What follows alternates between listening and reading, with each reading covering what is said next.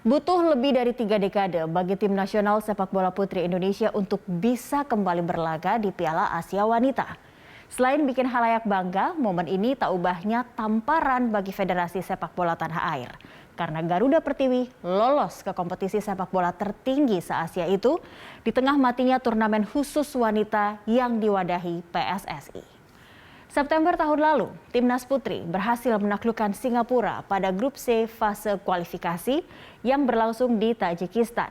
Dalam grup tersebut, tim Singa Betina Singapura merupakan satu-satunya lawan Garuda Pertiwi. Lantaran dua negara lainnya yaitu Korea Utara dan Irak memilih mengundurkan diri. Mungkin sebagian menganggap kita hanya beruntung, tak jadi soal. Yang penting, kemenangan dalam 2 leg atas Singapura telah membuat skuad asuhan Rudy Eka Priambada meraih tiket ke final AFC Women's Asian Cup di India. Wajar jika halayak menyambut ini dengan gembira. Pasalnya, timnas putri kita sudah absen dari Piala Asia Wanita selama 33 tahun. Perjuangan terakhirnya dalam kompetisi itu yakni pada AFC Women's Championship tahun 1989 yang diselenggarakan di Hong Kong. Kala itu langkah putri merah putih terhenti pada fase grup dengan 1 kali menang, 1 kali kalah, dan 1 seri. Kemenangan besar atas Nepal 8-0 tak cukup untuk membayar kekalahan dari Jepang yang diderita sebelumnya. Timnas wanita negeri matahari terbit itu membantai habis Indonesia 11-0. Maka ketika Hong Kong berhasil menahan imbang Indonesia dengan skor 0-0, selisih gol Indonesia kalah 3 poin di bawah sang tuan rumah. Pencapaian terbaik timnas putri di Piala Asia Wanita terjadi pada tahun 1977 di Taiwan dan 1986 di Hong Kong. Dalam AFC Women's Championship kedua, skuad Garuda Pertiwi mendapat peringkat keempat setelah dicukur Singapura 0-2 dalam perebutan tempat ketiga. Adapun tuan rumah keluar sebagai juara setelah menumbangkan Thailand 1-0 pada babak final.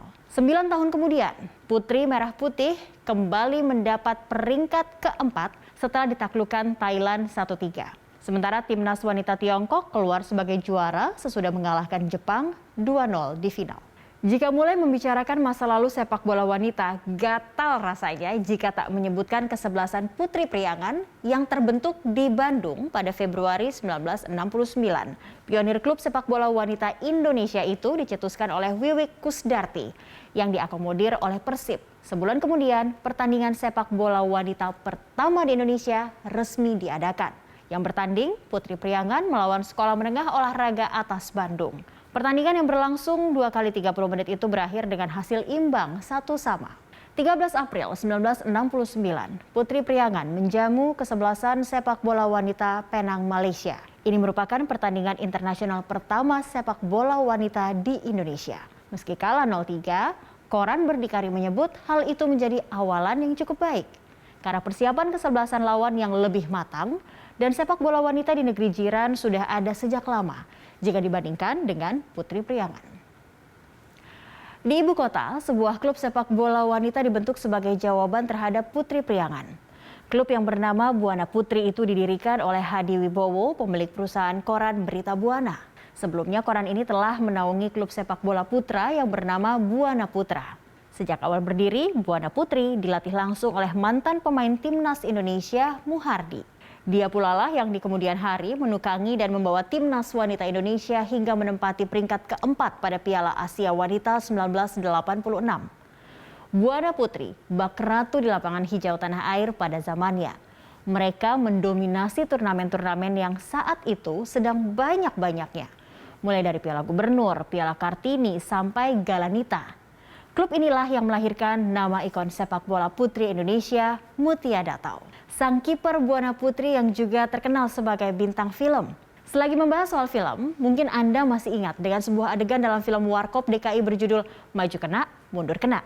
Di sana digambarkan pertandingan sepak bola antara tim Dono Kasino Indro melawan sebuah klub wanita yang piawai mengolah si kulit bundar. Itulah kesebelasan Buana Putri. Dalam buku Wanita dalam Gelanggang Sepak Bola Indonesia, sang penulis Pasang Budi Al-Sodik menyebutkan, sepak bola wanita mengalami stagnasi sejak akhir dekade 90-an hingga sekarang.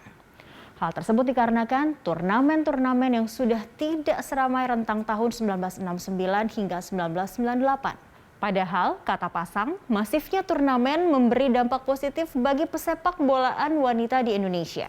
Klub-klub jadi memiliki kegiatan rutin untuk beradu taktik dan kekuatan, serta dituntut memiliki kualitas yang baik agar dapat bersaing. Oleh sebab itu, timnas wanita pada periode itu mampu berbicara di panggung internasional karena punya kualitas pemain yang mumpuni.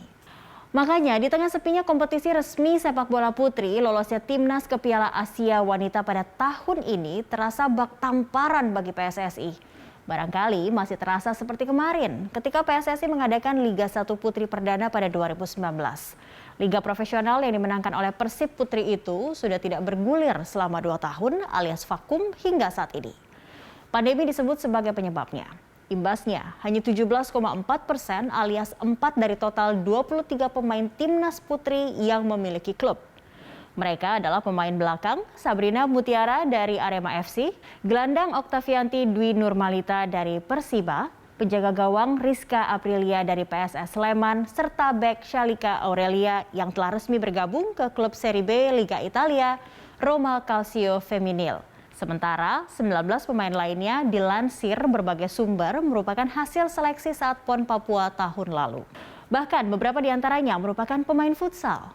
Seperti pemain belakang Tia Darti Septiawati, penjaga gawang Nur Halimah, dan gelandang Rani Odoy Mulyasari.